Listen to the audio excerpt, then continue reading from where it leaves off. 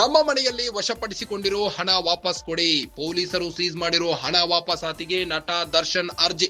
ರೇಣುಕಾಸ್ವಾಮಿ ಕೊಲೆ ಕೇಸಲ್ಲಿ ವಶಪಡಿಸಿಕೊಂಡ ಹಣಕ್ಕಾಗಿ ದರ್ಶನ್ ಅರ್ಜಿ. ದರ್ಶನ್ ಮನೆ ತಪಾಸಣೆ ವೇಳೆ 37 ಲಕ್ಷ ರೂಪಾಯಿ ಹಣ ಸೀಸ್ ಮಾಡಿದ್ದ ಪೊಲೀಸರು. ಕೇಸ್ ಮುಚ್ಚಿ ಹಾಕಲು ಇಟ್ಟಿದ್ದ ಹಣ ಎಂದು ಸೀಸ್ ಮಾಡಿದ್ದ ಪೊಲೀಸರು. ಆದರೆ ಇದು ಮೋಹನ್ ರಾಜ್ ಎಂಬುವರು ನೀಡಿದ ಹಣ ಎಂದು ವಾದ.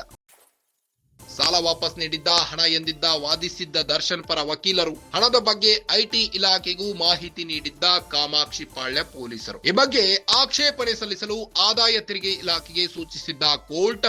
ಹಣ ಬಿಡುಗಡೆಗಾಗಿ ದರ್ಶನ್ ಪರ ವಕೀಲರಿಂದ ನಡೆಯಲಿದೆ ವಾದ. 57ನೇ ಸಿಸಿಎಚ್ ಕೋರ್ಟ್ನಲ್ಲಿ ನಡೆಯಲಿರುವ ಅರ್ಜಿ ವಿಚಾರಣೆ. ನಟ ದರ್ಶನ್ಗೆ ಸಿಗುತ್ತಾ ಸೀಸ್ ಅಮೌಂಟ್? ನಟ ದರ್ಶನ್ಗೆ ಸಿಗುತ್ತಾ ಸೀಸ್ ಮಾಡಿರೋ ಹಣ? ನಮ್ಮ ಮನೆಯಲ್ಲಿ ವಶಪಡಿಸಿಕೊಂಡಿರೋ ಹಣ ವಾಪಸ್ ಕೊಡಿ ಅಂತ ನಟ ದರ್ಶನ್ ಪೊಲೀಸರ ವಿರುದ್ಧ ಅರ್ಜಿ ಸಲ್ಲಿಸಿದ್ದಾರೆ ನಗರದ ಸಿಸಿಎಚ್ ಕೋರ್ಟ್ಗೆ. ರೇಣುಕಾಸ್ವಾಮಿ ಕೊಲೆ ಕೇಸಲ್ಲಿ ವಶಪಡಿಸಿಕೊಂಡ ಹಣಕ್ಕಾಗಿ ದರ್ಶನ್ ಅರ್ಜಿ ಸಲ್ಲಿಸಿದ್ದಾರೆ. ದರ್ಶನ್ ಮನೆ ತಪಾಸಣೆ ವೇಳೆ 37 ಲಕ್ಷ ರೂಪಾಯಿ ಹಣವನ್ನ ಸೀಸ್ ಮಾಡಿದ್ದ ಪೊಲೀಸರು.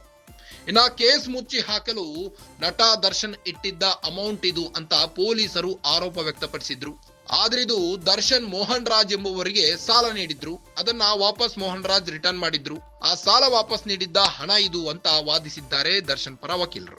ಹಣದ ಬಗ್ಗೆ ಐಟಿ ಇಲಾಖೆಗೂ ಮಾಹಿತಿ ನೀಡಿದ್ದ ಕಾಮಾಕ್ಷಿ ಪಾಳ್ಯ ಪೊಲೀಸರು. ಈ ಬಗ್ಗೆ ಆಕ್ಷೇಪಣೆ ಸಲ್ಲಿಸಲು ಆದಾಯ ತೆರಿಗೆ ಇಲಾಖೆಗೆ ಸೂಚಿಸಿದ್ದ ಕೋರ್ಟ್. ಹಣ ಬಿಡುಗಡೆಗಾಗಿ ದರ್ಶನ್ ಪರ ವಕೀಲರಿಂದ ನಡೆಯಲಿದೆ ವಾದ. ಇನ್ನ 57ನೇ ಸಿಸಿಎಚ್ ಕೋರ್ಟ್ ನಲ್ಲಿ ನಡೆಯಲಿರುವ ಈ ಒಂದು ಅರ್ಜಿ ವಿಚಾರಣೆ. ನಟ ದರ್ಶನ್ಗೆ ಸಿಗುತ್ತಾ ಹಾಗಾದ್ರೆ ಸೀಸ್ ಮಾಡಿರುವ ಅಮೌಂಟ್? 37 ಲಕ್ಷ ರೂಪಾಯಿ ಹಣವನ್ನ ಪೊಲೀಸರು ಸೀಸ್ ಮಾಡಿದ್ರು. ರೇಣುಕಾಸ್ವಾಮಿ ಕೊಲೆ ಕೇಸ್ನಲ್ಲಿ ಈ ಒಂದು ಹಣವನ್ನ ತನಿಖೆ ವೇಳೆ ಅವರ ಮನೆಯಲ್ಲಿ ವಶಪಡಿಸಿಕೊಂಡಿದ್ರು.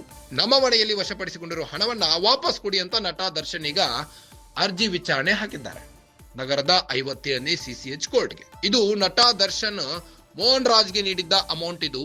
ಅದನ್ನ ರಿಟರ್ನ್ ಮಾಡಿದ್ರು ಮೋಹನ್ ರಾಜ್. ಆ ಸಾಲವನ್ನ ವಾಪಸ್ ಕೊಟ್ಟಿದ್ರು ಮೋಹನ್ ರಾಜ್. ಹೀಗಾಗಿ ಆ ಹಣ ಅವರದ್ದು ಅಂತ ದರ್ಶನ್ ಪರ ವಕೀಲರು ವಾದಿಸಿದ್ರು. ಹಣದ ಬಗ್ಗೆ ಐಟಿ ಇಲಾಖೆಗೂ ಮಾಹಿತಿ ನೀಡಿದ್ರು ಕಾಮಾಕ್ಷಿ ಪಾಳ್ಯ ಪೊಲೀಸರು. ಈ ಬಗ್ಗೆ ಆಕ್ಷೇಪಣೆ ಸಲ್ಲಿಸಲು ಆದಾಯ ತೆರಿಗೆ ಇಲಾಖೆ ಸೂಚಿಸಿದ್ದ ಕೋರ್ಟ್. ಹಣ ಬಿಡುಗಡೆಗಾಗಿ ದರ್ಶನ್ ಪರ ವಕೀಲರಿಂದ ನಡೆಯಲಿದೆ ವಾದ.